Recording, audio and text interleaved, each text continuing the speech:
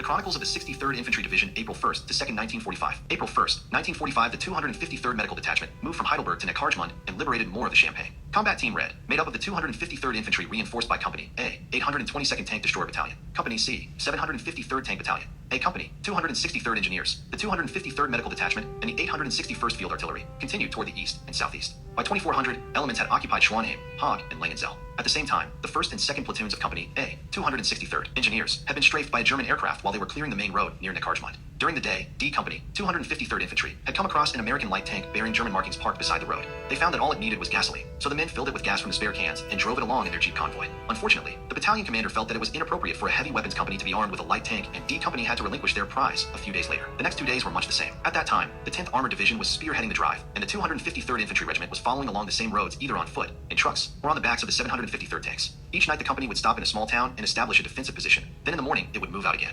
Combat Team White, 254th Infantry, minus the 2, NDBN, plus the 862nd FA, plus tanks and tank destroyers, departed from Schriesheim at 1330 and arrived at Eberbach at 1730, a distance of some 21 kilometers. Moderate resistance was encountered from the rear guard elements, which were falling back toward the Jagst River. Combat Team Blue, 255th Infantry plus the 863rd FA and similar components of tanks and tank destroyers, moved southeast some 14 to 16 kilometers to the vicinity of Horrenberg, Mauer and Meckesheim. The exposed right flank of CT Blue caused quite some concern. A French tank division was to have crossed the Rhine River and continued on to the area of the 63rd Infantry Division's right flank. However, it was nowhere to be found. A German tank outfit continually harassed the advancing units as they moved toward the city of Sinsheim. April 2nd, 1945, the Germans were fighting a rearguard delaying action and were using every available device to impede the forward progress of the division. Trees were felled across roads, where a deep ditch on one side and a steep embankment on the other would impound the tanks for hours. Mines and booby traps, similarly placed, slowed the movement of the infantry. Combat Team Red had advanced another 20 kilometers and crossed the Neckar River in assault boats and rafts of the 263rd Engineers at Neckarels, Deichheim, Steinbach, and Gundelsheim, while CT White had moved east and southeast from Eberbach to make contact with the 253rd near Mosbach. In the meantime, CT Blue had moved through Sinsheim and closed on the Neckar River between Bad Wimpfen and Haspersheim, while moving about 30 kilometers in one day.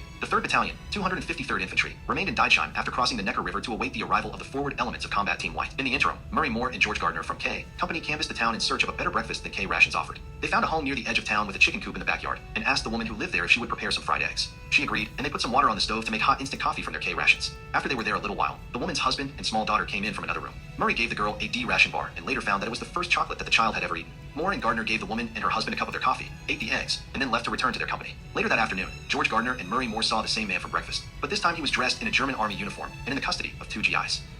He had been home on furlough and decided to surrender after finding that the Americans were not so bad after all. At Gundelsheim, the 1st and 2nd Battalions, 253.